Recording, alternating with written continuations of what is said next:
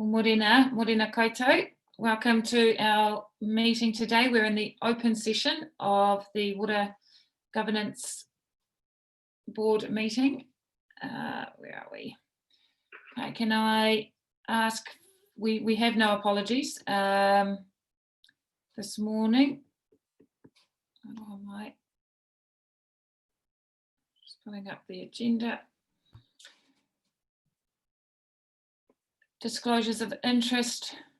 The register is in there for your noting. Sorry, just your confirmation of status of agenda first, Ruku. Oh yes, apologies, I missed that. Directors, you're comfortable with the agenda? Can I have somebody confirm the agenda, please? Thanks, David. Thanks, Gavin. All those in favour, please raise your hands. Against, carried. Thank you. Apologies, now going back to disclosures of interest, which are there for your noting. And if there are any changes to be made, please let Lynette know after this meeting. So we'll now move to the confirmation of the minutes of 21 May. Does anybody have any corrections on the minutes? No. I was comfortable with the minutes, so can I have some? I'm happy to move the minutes of 21 May. Can I have someone second those, please? Thanks, Gavin. All those in favour of the minutes, please raise your hands. Against, carried. Thank you. Now let's move to the action register. Page 11.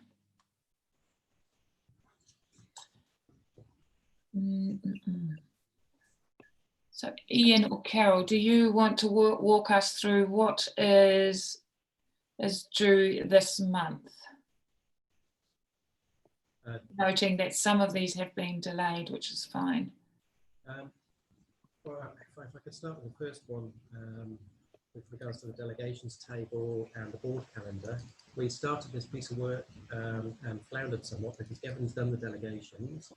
And when we looked at the schedule, we found that the schedule 14 had most of the reporting requirements in there, and both of us have had a look at this and had a go at it. We're struggling to land exactly what the board were envisaging from this. So the delegations is done. Schedule 14 has all the list of the items that we need to do in terms of all the contract deliverables. So, and other directors hear what's being said? Yeah, it's very light. Could you speak up a bit, please, Ian? Sorry. Is that any better? Oh, that's much better. Thank you. Okay. Right. Microphone next to me. Right. Sorry. Just going back on that then. We've started this piece of work, but floundered somewhat. Gavin did the delegations a while back, so that component of it was done.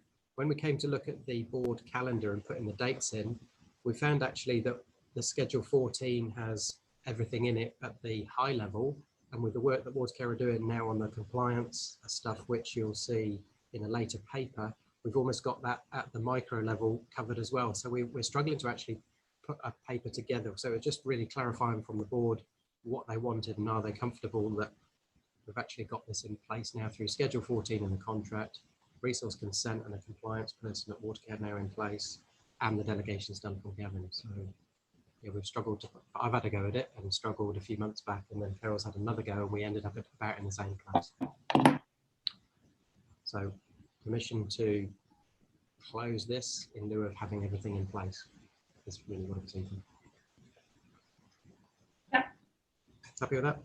Yep. Okay, next one, sourcing the details on the small schemes. We've sourced the information, but we'll talk to this a little more in the water safety plan update specific to Raglan, but there are a couple of these plans they do in there. So we'll talk about that in the ops report. Next one, with regards to the financial reporting and audit process that was due in March. Carol can give a quick update where we're up to on that now.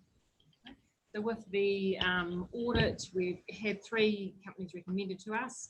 ACOM, who was recommended by Water New Zealand, they use a chapter there to audit their annual benchmarking of utilities. Morrison Lowe, who's done some work for us before, and Waipar also recommended them, and KPMG So we're just pulling together the scope. We're looking at what we do for the Alliance and other areas for the audit. Yesterday, we had a very good meeting with Watercare on an overview of the AMP that they have put a lot of hard work in preparing, and we're progressing with that. Great, thanks Caroline. You'll come back in next month with, yeah, great. So just quickly, the training session proposed to close that. Sorry, the TK one has been submitted, so close that. Report on the progress against the governance responsibilities. The papers are in papers in this meeting. Joint meeting with Watercare, 30th of June, and so that covers off the next ones. Plans along the water services will come with the Mid Waikato Strategy. Risk register is in the papers. The take consent strategy, the overview of resource consents, we'll be talking about that later. Maramarua, that's in train, talking with Sharon yesterday. We've just got to tidy up a couple of items and then we'll go back to Regional Council to close that abatement notice off. We'll be compliant again. And there's a similar process in place with Mary at the moment, so talking to those just as an aside. Quarterly basis of the next education upskilling, that's still in place. Minister for Local Government is delayed until we get from here. We'll get Water New Zealand to the next meeting to give us an overview of what's happening in the industry. So that's an action on us for July. The following one, the Hinawai is in the papers today, and then the forums sits for the next meeting with regard to the investigation in the forums with Sam. And that's the update on the actions registers. Any questions at all?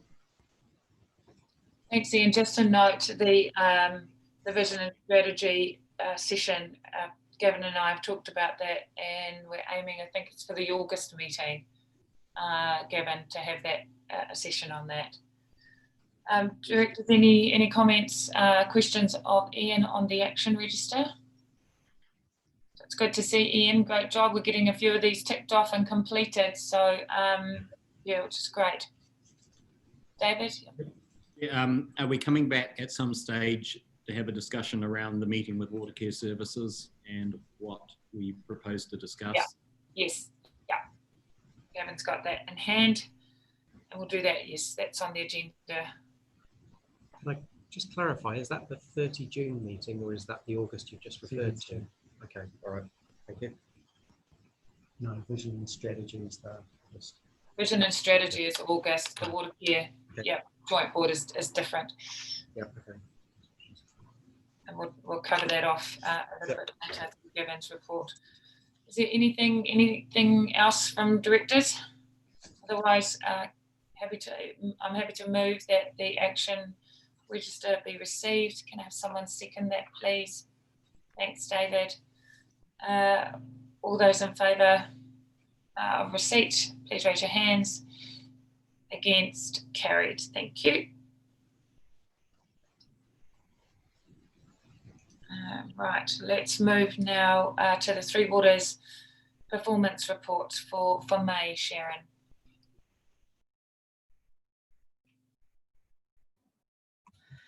Okay, operationally, May was pretty quiet. It was just coming back to, everyone was coming back to work and the restart of planned maintenance again, which is up and running. There was a few minor comms fails, but there was nothing significant operationally. We've had a few new staff start, which was good. The botulism issue that we had in March and April eased in May, and we've got lots of birds again at all the treatment plant ponds, which is causing us some other issues, but it's good to see the birds back. In planning, the planning team has been working very hard on the AMP, and that's probably been their main focus. So we're pretty much finished with the AMP. We'll submit the draft AMP as a paper to the board in July, along with the draft business plan as well.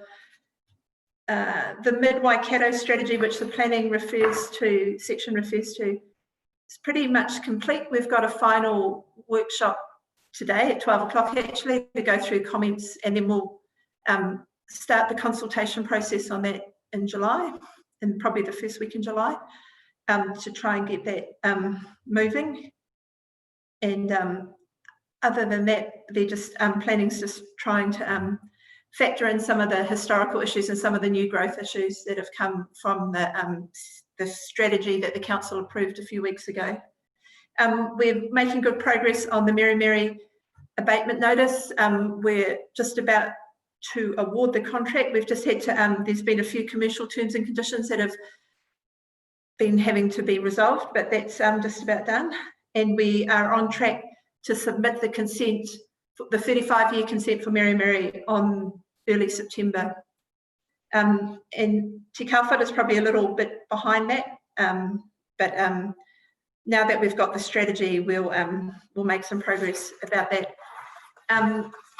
With shared services, I will engage again with shared services in July, but the water care team for trade waste and lab services is gearing up, and there's been several visits down here to scope what needs to be done on a practical level. With compliance, we probably we had quite a significant issue in May that we discovered that the water safety plan for Raglan and Te Ako had expired. Now there's quite a history on how we got to that point, but Water Care has worked very hard with both the drinking water assessors and with our internal teams at Water Care back in Auckland, and we've just about finished a water safety plan for Raglan. Te Ako, we're going to defer because it's not a mandatory supply that needs a water safety plan, and we'll submit that to council for your approval, Gavin, probably tomorrow afternoon, to be submitted to the Regional Public Health Service by the 1st of July. So that's been a lot of work to get that done. And strategic resource consents, I think Raglan's progressing, just doing some costing and some technical investigations on the shortlist options to just firm those up. And that's us. Thanks, Sharon, and I agree. There's been some good progress. Isn't it nice to read kind of where Raglan has got to and around some of those options as well. Any questions or comments from board members on the report?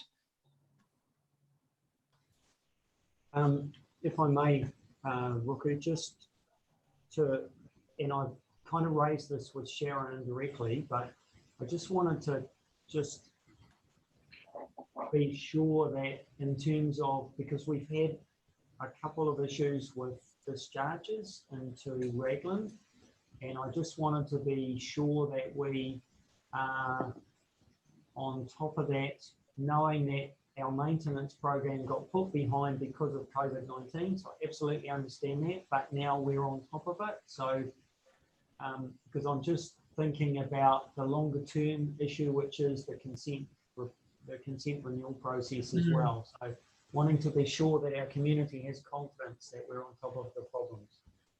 Yep, no, we are. It's unfortunate in Raglan that we'd pretty much done the checking and the root issues in 90% of the catchment, but we hadn't done those lines before we stopped doing it during the lockdown. So it's always going to be the way, I would imagine. So yeah, we've actually finished it already, and yeah, it is what it is. The incident team at WDC wants to interview us, at WRC wants to interview us about that next week or the week after, about our maintenance plan. So we'll deal with that. Okay. That was in June, so it wasn't mentioned in this report. If anyone's wondering, it was a June issue, not a May issue. Okay, I wondered. And Sharon, the comms failure, communications failure at Raglan, that's all been resolved now? Oh, it hasn't been. It's working again, but it hasn't been resolved. It'll be resolved as part of the SCADA upgrade. Oh, okay, okay. Yeah. So we've done some more patching solutions to get things going again. Yeah. Is that the same at Te Kauwhata? Yeah. Okay. Yeah. All of the SCADA comms equipment is ageing and difficult to maintain. So it's just one of those.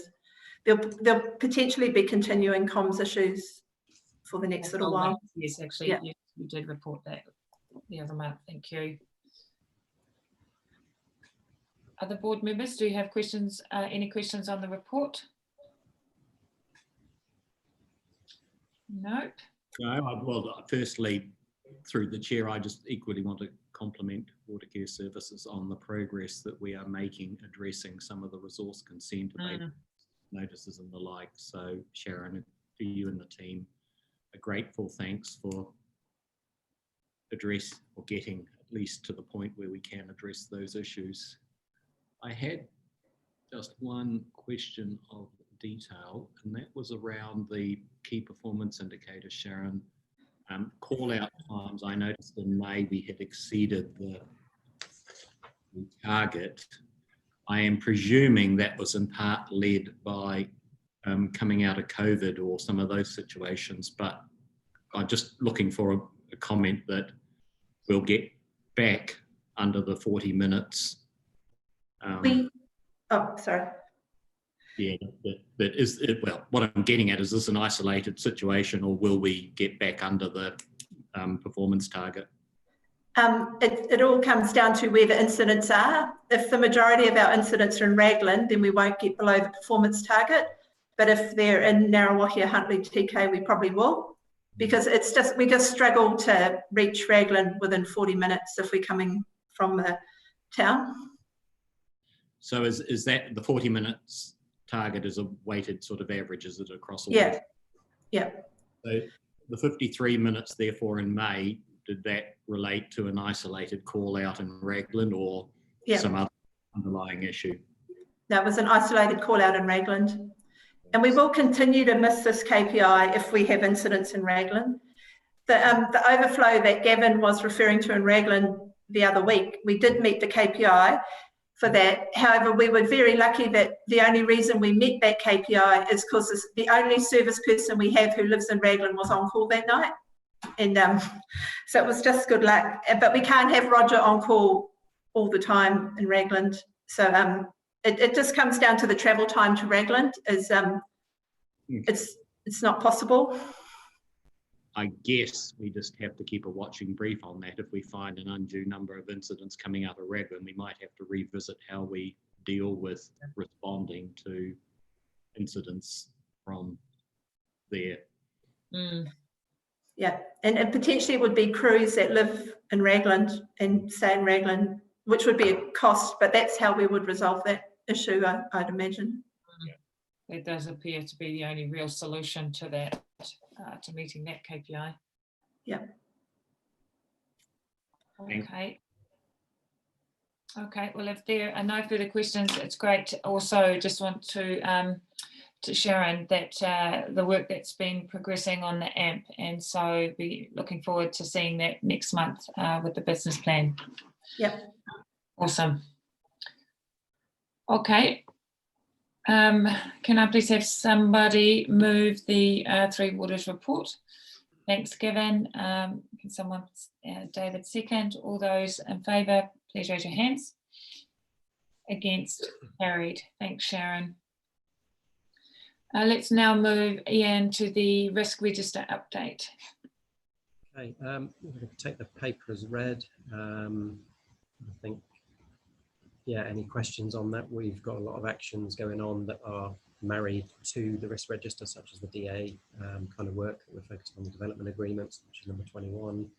There's stormwater scope, there's some workshops going on in that across the, which have been held back because of COVID. Raglan wastewater treatment plant consent, insufficient funds for the application plant upgrade extreme, that's been sorted in the AMP, for example. So abatement notice with the plants, as David alluded to, we are making a lot of headway on some of these extremes, which has been our focus for the last 6 months or so since we have them into the water care on the extreme risks. So any questions at all on any of the specifics? It's still a bit of a work in progress, I will admit. So I'm going to come to it and then get it updated and think, I must get back to that. But at the end of the day, the most important thing is we're running into the actual extremes and actually getting on with doing them as much as we can. Any questions, please? Just through the chair, it's not a question, it's really just a comment. One thing that might be helpful is if you get a change in risk rating, can you actually show an arrow, either up, down, no change, so that it highlights for us where a risk is either changed in its ROS score or its treated score. We can at least see where those changes are occurring. Okay.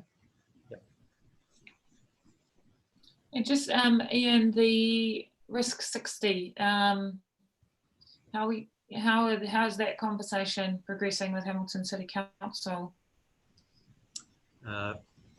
It's not, I'm afraid. That's one of the things we just have not had the time to get to. Okay. I mentioned in another item around getting Richard Bax involved, getting him onto the TK Water Association, whether we broaden that to Hamilton City Water is a thought, but it's one we're probably not sure on at the moment. So that is probably one of our biggest outstanding issues to focus on at the moment. Yeah, no solution. So Gavin, just on that, is this where the additional resource that I read in the paper? So we'll be able to get some support to wrap around some support there to move the dial on that? Yes, it is, Madam Chair. And just to be clear, we have been pushing this for some years, so the hold-ups are not all on our side. So we have been waiting for some information to come back from Hamilton City as well. So they're aware, as we are, that this does need to be resolved once and for all. So yes, we'll put some more effort into doing that. Okay, thank you. Gavin, sorry, Garth. Yeah, just a couple of questions like safety. Is that kind of put somewhere else? Is there any safety risk that we're looking after or addressing here? And then that's for perhaps the people through water care, but then there's also public safety in terms of three waters. So it's just kind of a couple of operational things. I'm not sure, should they be in this list or are they in another list? That's a good question. There is the water care have got their own risk register. Some of our safety risks might be mitigated down and therefore they've not appeared on this high and extreme. That could be something. So I'll have a look into the risk register. I'm pretty sure there's safety in there. It may be that it's just... So what about public safety? What about potable water? Yeah, I think that's in there. I'm sure I've seen that in there. If I could take that away and come back to you. Yeah, just might be perhaps water care of their own, but I guess as a board member, probably got some accountability around both safety of workers and also public health. So I just kind of want to, it'd be nice to have a view of kind of how we're travelling against some of those things. But anyway, just a thought.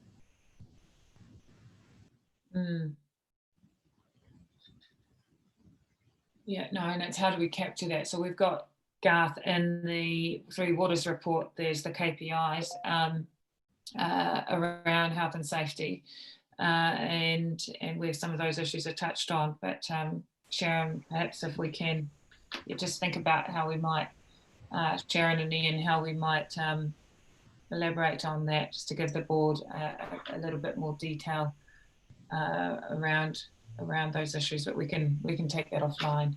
So I've got the risk register in front of me that refers, and 16 is within the view I've got is a high that's down at a moderate, so it hasn't come through for some reason.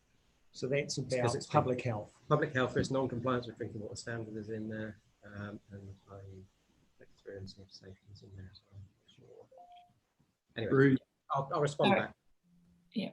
So Ian, we can having trouble hearing you.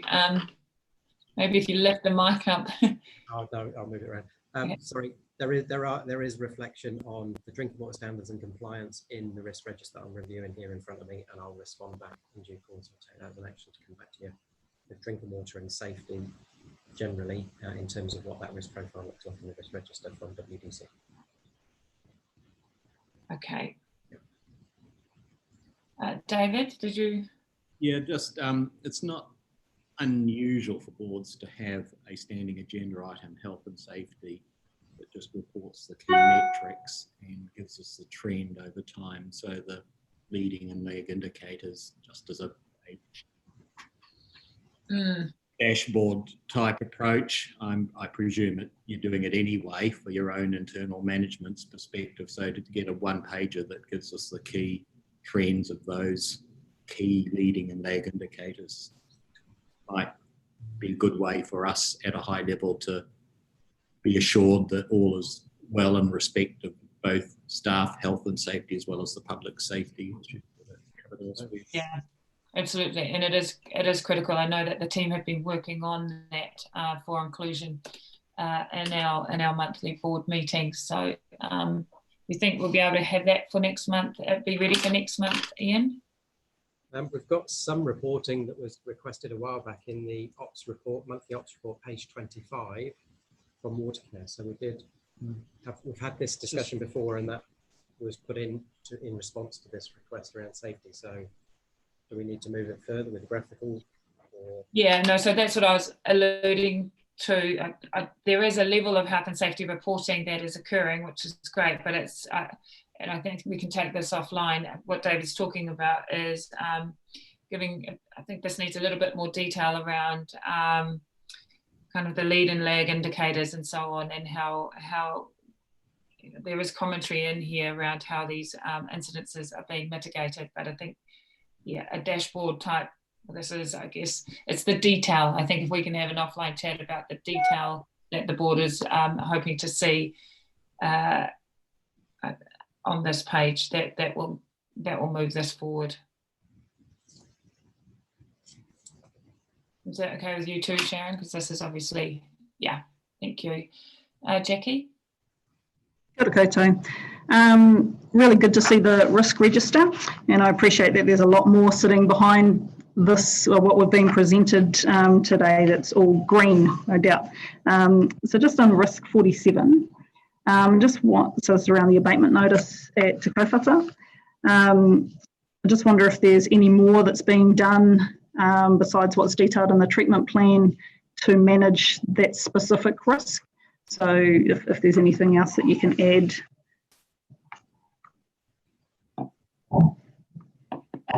For example, discussions with regional council, because to me, the treatment that's in there might not mitigate the risk that's identified. Yep, there's a lot more work being done, including, and this was written prior to that community engagement meeting, there's discussions with Q at regional council, spoke with them on Friday. So yes, there is other work. We've also had, of course, a TK wastewater treatment plant, the strategy that was presented to the board some months ago. So it's remiss of me not to have that mentioned in here. Yes, certainly it could be elaborated on further, and I will do that. Thank you. Thanks, Ian. The key, sorry, if I can, the key there is we've approved the capital to provide the fix to the issue. Have we not? No? No. Not a TK yet. No. Mary, we've done that. Number 48. 47, we are working, that's the Mid Waikato Strategy, plus the TK strategy that was presented to the board some months ago. And we're working through. Apologies there. So the Mid Waikato Strategy, I don't see anywhere in the board papers. What's the timing for that getting to a point where it can, the bits of relevance to us can come back to this board? I can discuss that. As I mentioned, we're having the final workshop about it today, this afternoon, and then I'll submit it to the board in July for the July meeting. We're continuing with, just to sort of elaborate what we are doing at Te Kauwhata as well. We are doing operational improvements, but they're not going to solve the problem. We're increasing aeration, we're replacing the aqueducts, we're going to desludge the channel between the ponds. We're going to change where our sample point is for E. coli, because we're getting a lot of interference from birds at the moment with the E. coli in the wetland. The conditions arguably worse after the wetland than in the wetland, than before the wetland, and we're working with the regional council about that. So we are trying to improve what we can, but all of this will probably just hold the status quo. It's not going to improve. What we're planning to do, the ground conditions at Te Kawhara are very poor. They're peat ground. Solid rock is maybe 15 to 17 metres below the ground. So probably what we'll do once we finish the consultation on the solution is we will look to detail geotechnical investigations, and then probably we'll have to preload the site for 6 to 8 months to be able to build either an MBR or clarifiers or what needs to be done. So it's not going to be a quick solution at TK, unfortunately. Is there anything that we can do to, I guess, manage the current compliance status though? So we've got an abatement notice, it's got some timeframes on it. What can we do to just manage that? I think that's what Ian's been doing with the regional council to try and get the abatement notice extended, or have the regional council's hands are sort of tied a little bit by legislation in some of these areas once they've issued an abatement notice. So I don't know, you could probably elaborate on that one, Ian. Yeah, so at the moment, we're working on the Mary abatement notice, but we'll use the same model. So in effect, what we're saying is we'll give them a request to extend the abatement notice to put in place the solution that's been signed off by this board and the council, with the business case detail sufficient to convince the regional council that we've got it all in train and we'll have it in place by July 2021. And then at such time as that, then the abatement notice will be, one will be cancelled and then a new one is put in place, but with a longer time frames, which will give us the coverage until we get the solution in place. Once we've done that for Mary, which I'm working through with you, we'll do that with TK once we've gone through some of this workshopping and got a clearer position. Then we'll do the same for the TK wastewater treatment plant. So yeah, the aim is to have the abatement notices. They'll be in place, but they'll be given us the latitude to get the solution in place within the timeframe. On in terms of getting the consistent supply, the consistency of the operational treatment at the moment. Sadly, we've got a plant that's quite simplistic, and at the end of the day, we are plugging in new houses to that plant on a regular basis, which the community are concerned about. So one of the things that was raised at the community meeting the other day was around the moratorium around further growth in that catchment, and that is a real potentially it's on a consideration list, if you like, that we took out of last Thursday's meeting, Wednesday's meeting. So yeah, that's in response to what could we do to improve compliance. We just stop connecting more properties is the simplistic way. That has huge ramifications, obviously, and with all the improvements that Sharon's talking about in terms of those, aerators and the like, we're doing all those things in the interim.